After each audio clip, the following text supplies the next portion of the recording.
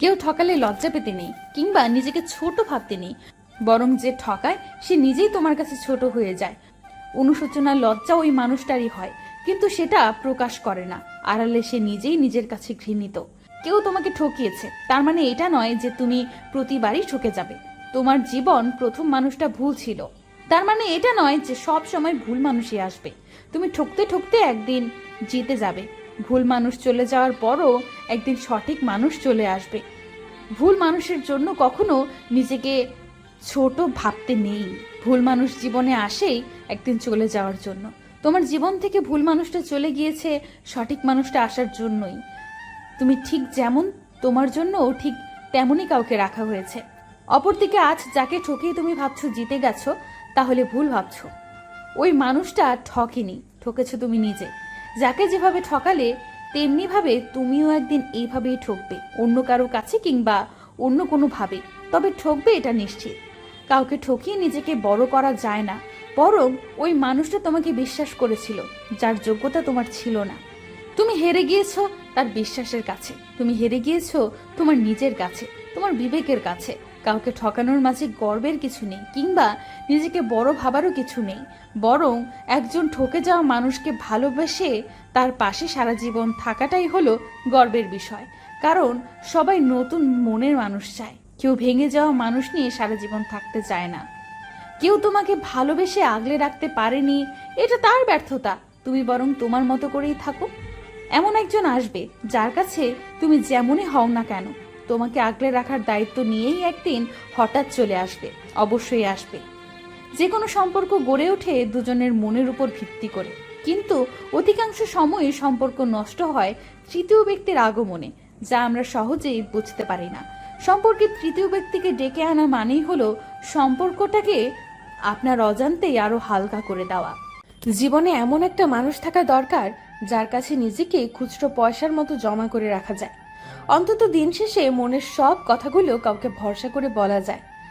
মানুষ কথা বলতে বলতে কখনো মরে যায় না, মানুষ ছটফট করে মরে যায় যখন সে কাউকে নিজের মনের কথাগুলো বলতে পারে না। মানুষ যতটা ডিপ্রেশনে ভোগে তার চেয়ে বেশি ভোগে একাকিত্বে। ডিপ্রেশন একটা সময় নিজে নিজে কাটিয়ে ওঠা যায়, কিন্তু একাকিত্ব কখনো নিজে নিজে কাটিয়ে ওঠা যায় না। একাকিত্ব দূর করার জন্য হলেও কাউকে দরকার পড়ে, যার কাছে সে নিজেকে ফিরে পাবে। চুপ করে থাকা মানে এই নয় যে ভালো নেই, মাঝে মধ্যে কথা বলতে ইচ্ছা হয় না। কেউ একজন মন খারাপটুকু বুঝে নিক, একাকিত্বের ছায়া হোক, রাত জাগার কারণ হোক, শুধু নীরবতাটুকু ভেঙে না দিক, কথা না বলুক। প্রচন্ড ডিপ্রেশনে মানুষ একজোড়া ভরসা পাবার মতো হাত খোঁজে, একটা বিশ্বাস করার মতো মন খোঁজে, কারণ সে চায় যত মন খারাপের সময় আসুক না কেন কেউ একজন তাকে বলুক, ভয় নেই, আমি তো আছি। জীবনে একটা নিজের মানুষ থাকা দরকার, যার সাথে অন্য কারোর কোনো যোগাযোগ থাকবে না, অন্য কারোর গল্প তাকে স্পর্শ করতে পারবে না। মানুষটা থাকবে একান্তই নিজের। এই 750 কোটি মানুষের মধ্যে যার একটা একান্তই নিজের মানুষ আছে, সেই মানুষটা কখনো একা নয়, তাকে কখনো একাকিত্ব স্পর্শ করতে পারে না। সে সবচেয়ে বড় ভাগ্যবান কিংবা ভাগ্যবতী। তোমার বিপদ দেখে যে মানুষটা মুখ ফিরিয়ে চলে গেল, তুমি তার বিপদে পাশে গিয়ে দাঁড়াও। এর থেকে বড় প্রতিশোধ তোমার থেকে পাওয়া ওই মানুষটার হতে পারে না। যে মানুষটা তোমাকে ঠকিয়ে চলে গিয়েছে, তুমি যতটুকু সম্ভব চেষ্টা করো যাতে ওই মানুষটা অন্য কারোর থেকে না ঠকে যায়। কাউকে ঠকানোর মাঝে কোনো মুহূর্ত নেই, কিন্তু কাউকে বিপদ থেকে বাঁচাতে পারলে তার মুহূর্ত অনেক বেশি। যে মানুষটা সকলের কাছে তোমার বদনাম করে বেড়ায়, তার বদনাম তুমি করো না, বরং যতটা পারো তার দোষগুলোকে গোপন রাখো। একদিন ওই মানুষটাই তোমার সফলতা দেখে আফসোস করতে থাকবে। তোমার সফলতাই হলো তার জন্য প্রতিশোধ। তোমাকে রক্তাক্ত করে যে মানুষটা চলে গিয়েছে, তুমি নিজের রক্ত দিয়ে হলেও ওই মানুষটাকে বাঁচিয়ে এসো। যে তোমাকে সকলের কাছে ছোট করে লজ্জিত করলো, তুমি ওই মানুষটার বিপদে সকলের কাছে লজ্জিত হওয়ার থেকে রক্ষা করো। ক্লাসে যে বন্ধুটা তোমার সাথে কথা বলে না, বরং তোমার সাথে হিংসা করে, তুমি সেই বন্ধুটাকেই সুযোগ পেলে পরীক্ষার হলে একটু সাহায্য করো। সারাক্ষণ যে তোমার দোষ খুঁজে বেড়ায়, তুমি ওই মানুষটার দোষ ঢেকে রেখে দাও। সবসময় যেমন কর্ম তেমন ফল করে যে প্রতিশোধ নিতে হবে এমনটা নয়। যে যেমন, তুমি যদি তার সাথে তেমনটাই করো, তাহলে দুজনের মধ্যে কোনো পার্থক্য থাকলো না, বরং অনেক সময় খারাপের বিপরীতে ভালো কিছু করেও অনেক বড় প্রতিশোধ নেওয়া যায়। চরের বদলে চর কিংবা মায়ের বদলে মায়ের অথবা ঠকানোর বদলে ঠকিয়ে যে প্রতিশোধ নেওয়া যায় তা বেশি দিন স্থায়িত্ব হয় না। একটা সময় দুজনেই ভুলে যায়, কিন্তু খারাপের বিপরীতে যদি কেউ ভালো কিছু করে প্রতিশোধ নেয় সেটাই হয় বড় প্রতিশোধ, যা মনে থাকে আজীবন। যে মানুষটা তোমার অবহেলা প্রতিনিয়ত সহ্য করে তোমার পাশে থাকছে বলে ভাবছো মানুষটা সস্তা, আসলে মানুষটা সস্তা নয়, বরং মানুষটা তোমাকে হারাতে চায় না। তোমাকে হারানোর ভয় নিয়ে যদি এমন কেউ তোমার পাশে থাকে তাহলে তুমি ভাগ্যবান কিংবা ভাগ্যবতী। ভাগ্য ভালো না হলে জীবনে এমন একটা মানুষ পাওয়া যায় না। তবুও যদি ওই মানুষটা দুর্বলতাকে পুঁজি করে তুমি আঘাত করো তাহলে তুমি সত্যিই বোকা। কারো দুর্বলতার সুযোগ পেয়ে যখন তুমি নিজের ইচ্ছা মতো তাকে আঘাত দাও, কষ্ট দাও, তখন ওই মানুষটা সহ্য করার ছাড়া কিছুই করার থাকে না। মানুষটা হয়তো মুখে কিছুই বলবে না, কিন্তু সে মনে ঠিকই কষ্ট পুষে রাখবে, যা তুমি বুঝতে পারো না। তোমার করা অন্যায় অবহেলাগুলো মানুষটার মনে ধীরে ধীরে জমা হয়ে বাড়তে থাকে। সবকিছু সহ্য করতে করতে একটা সময় মানুষটা হাঁপিয়ে ওঠে।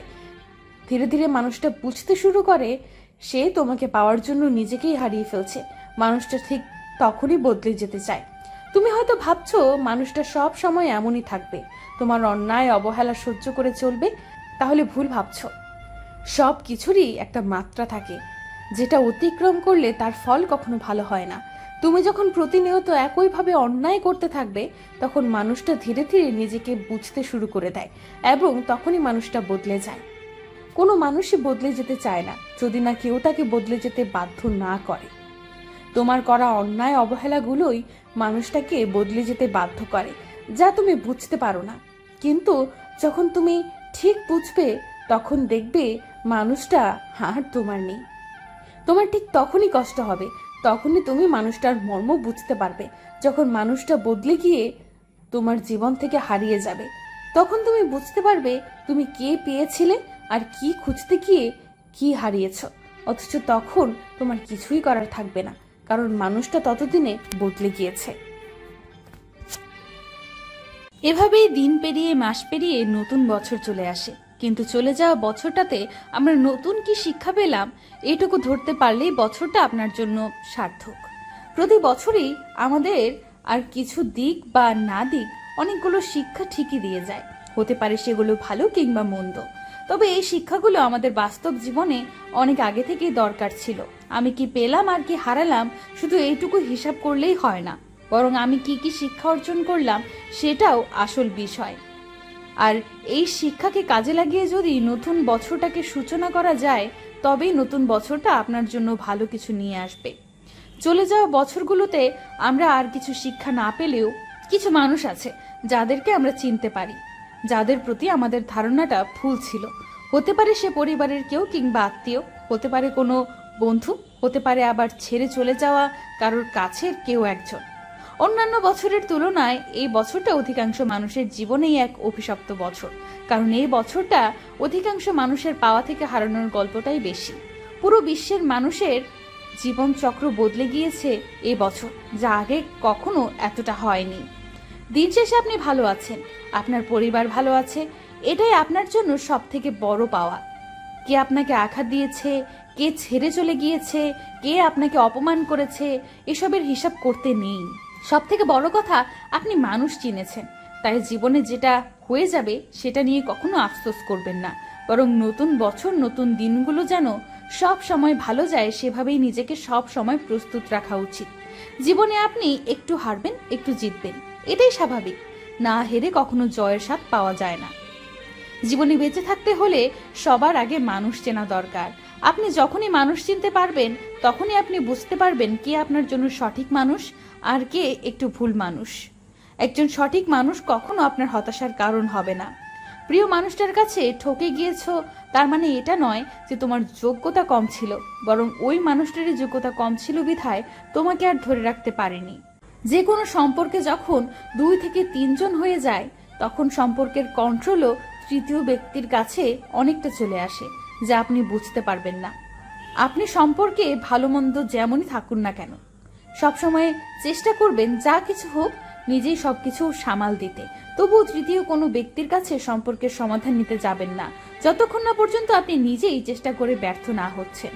ছোটখাটো সামান্য টুকিটাকি মান অভিমান ঝগড়া নিয়েও যদি আপনি অন্যের কাছে এগুলো বলে বেড়ান, তখন তারা এটাকে হাস্যকর মনে করে, কিন্তু তারা আপনাকে বুঝতে দিবে না।